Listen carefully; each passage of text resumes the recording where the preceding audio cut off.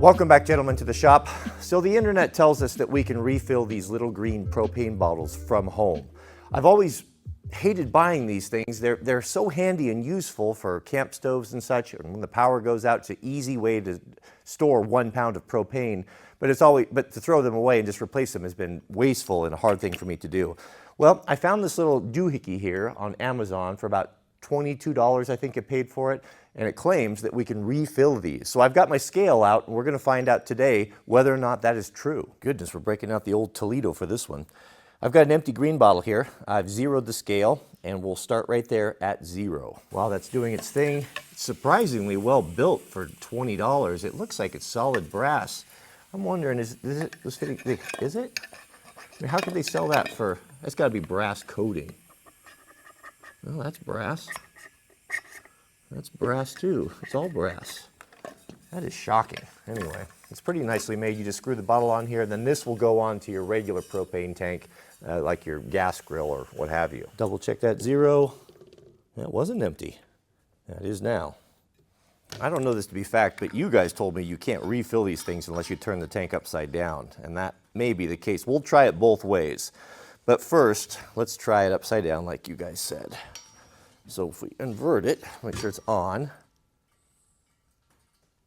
Turn your propane tanks on slowly. They have a little a non-professional homeowner safety valve in there, so Cletus doesn't burn his trailer down. The filler didn't come with any instructions, which as a professional homeowner, I'm always happy to see that. Okay. Shall we press the lever? There we go. Let's start and mark. 5 seconds.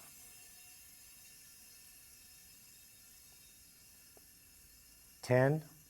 Not having a way to purge the thing is a problem. It has a little thing that looks like a Schrader valve in there. 15. But I pushed on it. It didn't do anything. We'll try it again here. 20. Still equalizing. 25. 30, I can still hear fluid moving. 35, 40, and 45 seconds. Mark, let's go with that. Okay, almost half a pound, almost 50%. Let's put it on for a solid 3 minutes time lapse and see if we get any more than 0.45 in. Hey Siri, set a timer for 3 minutes. All right, gentlemen, 3 minutes has passed. See if it made any difference. I was ready for it that time. And the question is, did it make any difference at all? It did. 0.6. It's a little bit over half a pound, a little bit over halfway full. Interesting. Goodness.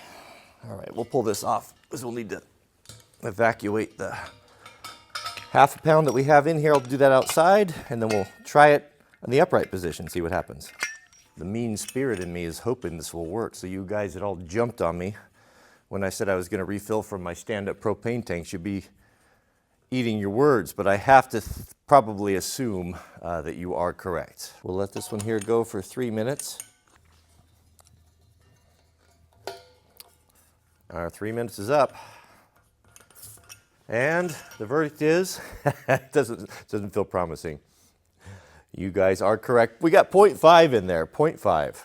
Well, gentlemen, I think we got to the bottom of it, and it does work. It does not work if you stand it upright. You do have to invert it. I will eat crow right now. You were right. I just didn't know.